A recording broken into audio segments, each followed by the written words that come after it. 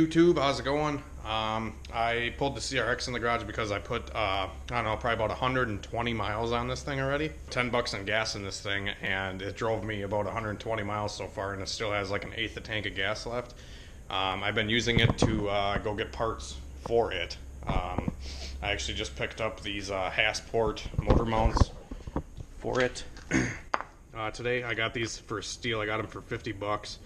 I picked this block up for 50 bucks, and then I got the cylinder head for 60. So this is like the cheapest freaking B20 VTEC swap that pretty much will ever hit YouTube, I bet. Tomorrow I might be going to get a transmission for it. I'm going to be running a cable style transmission still, and I'm going to get the B16 cable transmission, which is the shortest geared Honda transmission that was ever produced, from my knowledge at least. But since I was driving this thing quite a bit, I noticed that it was getting even slower, and the car was like misfiring a lot, and it was smelling like fuel. So I said, what the hell, I'm going to pull it apart and see if I can find anything quick that I can fix on this motor so it can drive me for a couple more days and burn the rest of the gas out of it. So I proceeded to pull the spark plugs out, and this is the order. Starting over here, I'm going to say this is 1. I don't even remember what one's 1 or 4 or whatever, but I'm going to say 1, 2, 3, 4. This is number 1. As you can see, it's oil filled, and look, it just looks like it's been burning oil, obviously. Number 2, this one was very interesting. This spark plug was busted off inside of the cylinder there, and had a bunch of rubber like from the plug. I can try to show you. As you can see, like this spark plug wire has like no grommet around the outside, and this spark plug wire has like a rubber insulator. The rubber insulator was actually stuck around the spark plug, and I couldn't even get to the head of the spark plug to take it out. So what I did is I just took a torch and I stuck it in the cylinder to burn all the rubber out, and then pounded a socket on, and I got it out. This is number 3 here. Once again, super oil filled, just caked full of oil. And number 4 here doesn't look half bad. Maybe it was just super slow because of that spark plug and I was running on 3 cylinders. So I'm going to do a compression test on this thing just to double check some stuff and see how bad this motor really is. So I recently had a couple comments telling me how I don't do compression tests right and whatnot. I'm just doing this how I always do compression tests. I've done literally probably at least 50 to 75 compression tests in my life, and I do it the same way every time. I pretty much just crank the engine over until the compression stops building on the gauge. If like these Honda motors that are super clapped out, you don't even get a reading if you only crank it like 3 times or 4 times, whatever. And also holding the throttle wide open. I got another comment where you're supposed to hold the throttle wide open, and I don't usually see a difference with that when I hold the throttle wide open or not, but I'm going to test all that stuff right here and see what's going on with this motor. First of all, we're going to start off with the number 1 cylinder over there. Like I said, I don't know what one's 1, but whatever.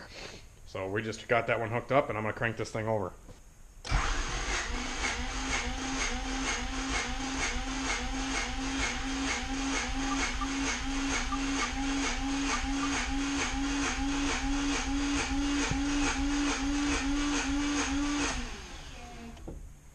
Did it stop building?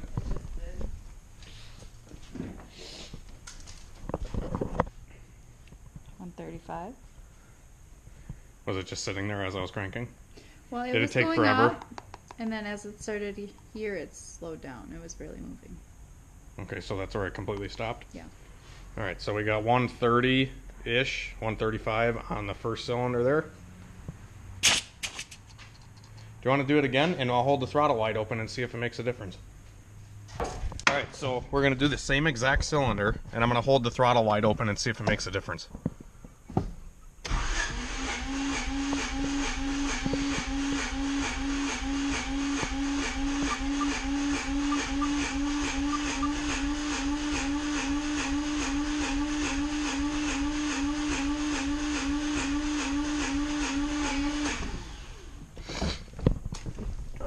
That was with the throttle wide open.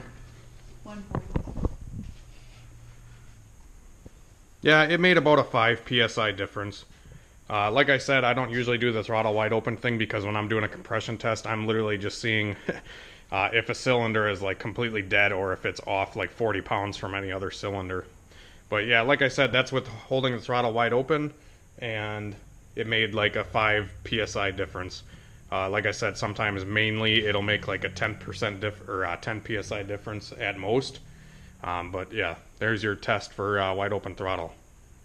You stopped it the first time. I didn't tell you to stop it the first time, so it might have went up 5. Really? I told you to stop the second time. You stopped on your own the first time. All right, so now we're going to do the second cylinder here and test this one. So I'm going to crank until she yells at me and says, "Stop!"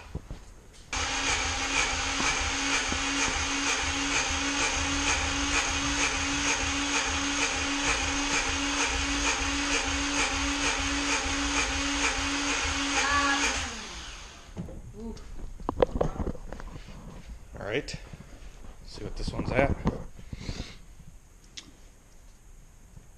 All right, we only got about 100 pounds, 110 pounds on this second cylinder here. So we will try the third one. So that first cylinder wasn't bad, but this one, the second one was definitely kind of weak. I bet you this one's the lowest. So we're gonna try number 3 now. Oh my God, you're gonna burn the starter out if you keep cranking it like that.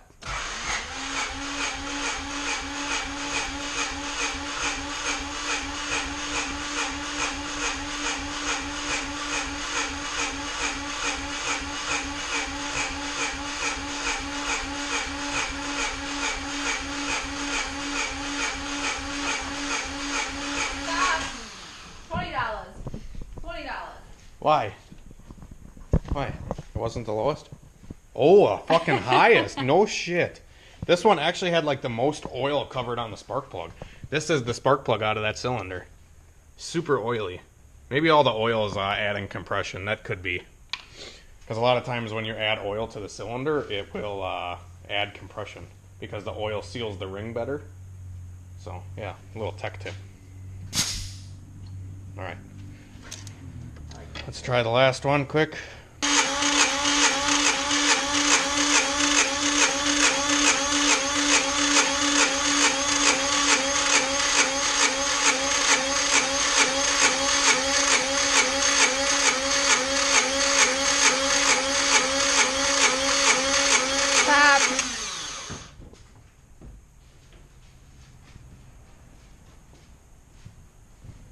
Yeah, 150, not too bad.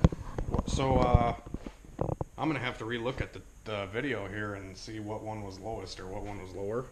The second one was the lowest. All right. Well, that's the cylinder that actually had the busted off spark plug. So maybe that cylinder, busted spark plug have something in common. So I'm gonna throw a set of used spark plugs in this thing that are probably better than those.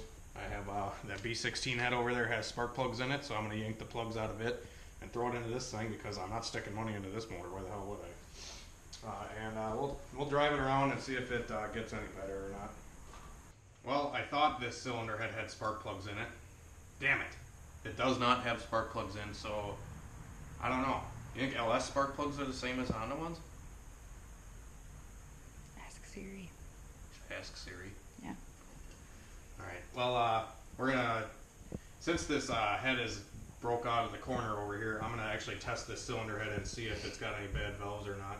I'm just gonna quick spray some carb cleaner in the intake port and see if it leaks out of the bottom intake valve.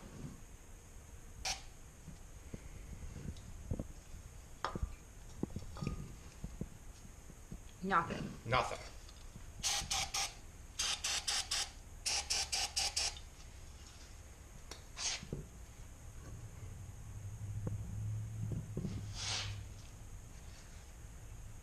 But you kind of missed on that bottom one. I don't think that one might be.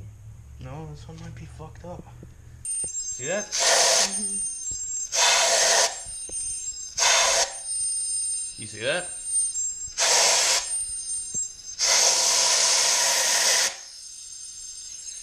We got an intake valve leak. Alright, so I just put spark plugs in this thing. I actually had to go buy some because I I didn't have any laying around, but I got some new spark plugs in the car now, and I figured I'd try to tackle this battery drain issue that this car has had since I got it. It's had a parasitic battery loss, parasitic battery drain, if that's how to say it, where pretty much the battery is good. I've tried 2 different batteries, and if you leave the car sit for like an hour or 2 hours, you come back out to start it and it's completely dead. So something is draining the battery, and I'm tackling that right now to figure out what is actually draining the battery. And the way to do this is to have your battery hooked up, obviously, which I do not right now.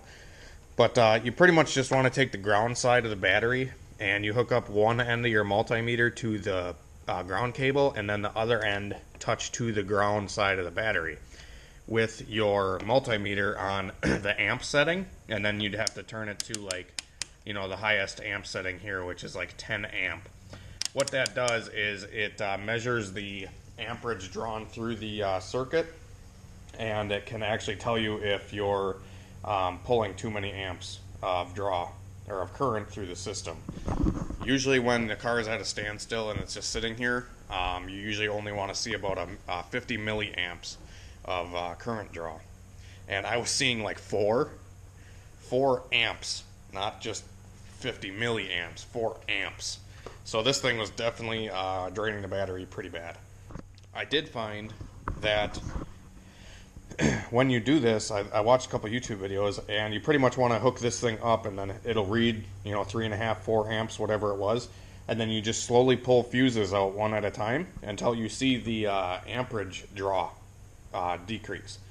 And once it decreases, you kind of found the circuit, wherever fuse you pulled out, circuit that actually makes this all happen. So I was proceeding to pull fuses out of this damn thing, and I popped a fuse box, and I seen this thing in where a fuse should have been. This is extremely dangerous. You should not do this. This is pretty much just like replacing a fuse that should have been right here. So I'm going to have to go get a replacement fuse for this, and in the meantime, I actually looked up this circuit, whatever this is, and it says it's for the battery. Online diagrams pretty much say that this fuse right here goes to the starter, and it also goes to the alternator. So like the starter big power wire and the alternator big power wire. So I popped the starter wire off, and there is nothing, you know, out of the ordinary. It looks fine. The cable is in good shape yet. It's tight. It's not loose. So I kind of ruled that out of the question. And then I walk over here to the alternator. And I checked out the wiring on it, and I pull up the frickin' battery cover, or the cable cover, that goes over the terminal there, and there's a fucking socket. There's a damn socket in the alternator wire plug. So this is literally just dead shorting on the battery constantly. So this, I'm 1,000% sure was probably the issue. This might have got stuck in there or something, or somebody left a socket on there while they were tightening it, or whatever the case. But yeah, this is a dead short because it was arcing on the battery cable. So I'm taking this out, and I'm going to go replace that fuse now and see if this is all good to go. Alright, so I put a new fuse in the fuse box for the battery fuse, that one that was jumped. And we're not blowing the fuse or anything anymore. And the amp draw still has 3.5 amps. Hang on, I'll show you here. So you see, if you hook up one lead to the negative battery terminal and then turn your multimeter to 10 amps here, which is the highest setting, and then have it in the amperage slot, and then touch the negative terminal, you can see we have like 3.5 amps of draw on the battery. Now, if I unhook the alternator, if I unhook the alternator wire right here, the big power wire, if I unhook that, I have no amp draw. So I've kind of come to a conclusion, because that socket was chilling in there, that the alternator has an internal short now because of that. So we're going to have to get a different alternator for this thing and see if that fixes it. Just got a new alternator put on. Not new, but this is one off of a Z6 motor that a friend had laying around. I just threw that on and hooked everything back up. And then I just did the check here with the draw test, and we got nothing, which is perfect. All the fuses are pulled on the car minus the battery one, because that's the one I was having issues with. So every other fuse is disconnected currently. That's why there is like 0 amp draw. Normally you should have a little bit, but yeah, now I just got to pop all the fuses back in, and yeah, we'll fire this thing up and make sure that the voltage is charging good. So I got all the fuses put back in the interior, and this is what the draw is now with all the fuses hooked up. This is with the key off, door shut, all that kind of stuff. 12 milliamps. Not too bad. Not too bad. So we just did the spark plugs on the motor, and we just did a new alternator. I had an issue with the car that would drain the battery overnight. I've tried 2 different batteries. I knew they were good batteries, but I couldn't seem to get the car not to die overnight. Or it was like 1.5 hours to 2 hours. If you left it sit for about 2 hours, it would be completely dead and you couldn't restart the car. So I ended up doing a bunch of testing, and as you can see in some of this testing here, we had a huge amp draw. So I pretty much traced down the amp draw to a bad alternator. The alternator must have had an internal short, and yeah, so I ended up replacing the alternator with a used good one that I had laying around from a buddy, and yeah, it cured the issue. So now I'm just kind of cruising around in it and seeing how everything's going. It definitely seems like it runs a lot smoother with those spark plugs put in, just because the third one from the compression test was completely shot. It was probably not even firing, honestly. So yeah, this definitely helped a little bit. It's still a turd, but it definitely seems like it's a little bit spunkier. It's nothing crazy, but it definitely feels like it picked up and got a little happier.